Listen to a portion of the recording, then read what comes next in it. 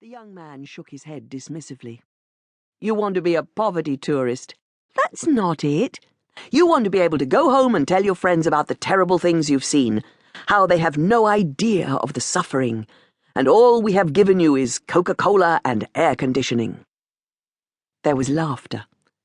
The old woman squinted at her watch. It was almost 11:30. She had been asleep almost an hour. Her granddaughter, beside her, was leaning forward between the two front seats. Look, I just want to see something that tells me how people really live. I mean, all the tour guides want to show you are princely abodes or shopping malls. So you want slums? From the driver's seat, Mr. Vagela's voice. I can take you to my home, Miss Jennifer. Now this is slum conditions. When the two young people ignored him, he raised his voice. Look closely at Mr. Ram B. Vagela here, and you will also find the poor, the downtrodden, and the dispossessed. He shrugged. You know, it is a wonder to me how I have survived this many years. We too wonder almost daily, Sanjay said. The old woman pushed herself fully upright, catching sight of herself in the rear-view mirror. Her hair had flattened on one side of her head, and her collar had left a deep red indent in her pale skin. Jennifer glanced behind her. You all right, Gran?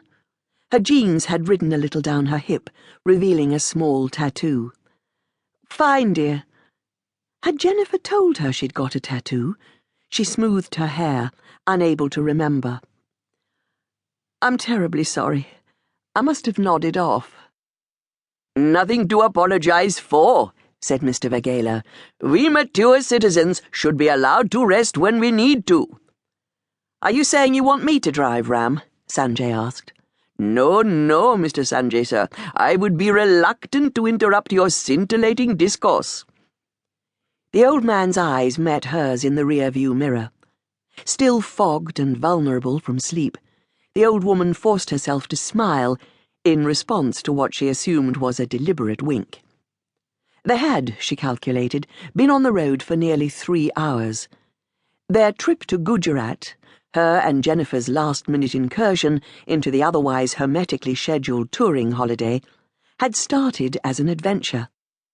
My friend from college, Sanjay, and his parents have offered to put us up for a couple of nights, Gran. They've got the most amazing place, like a palace.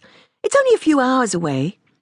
And ended in near disaster, when the failure of their plane to meet its scheduled slot left them only a day in which to return to Bombay to catch their connecting flight home. Already exhausted by the trip, she had despaired privately. She had found India a trial, an overwhelming bombardment of her senses, even with the filters of air-conditioned buses and 4-star hotels, and the thought of being stranded in Gujarat, even in the palatial confines of the Singh's home, filled her with horror. But then Mrs. Singh had volunteered the use of their car and driver to ensure the ladies made their flight home, even though it was due to take off from an airport some 400 miles away. You don't want to be hanging around at railway stations, she said, with a delicate gesture towards Jennifer's bright blonde hair. Not unaccompanied. I could drive them, Sanjay had protested. But his mother had murmured something about an insurance claim and a driving ban, and her son had agreed instead to accompany Mr. Vagela to make sure they were not bothered when they stopped. That kind of thing.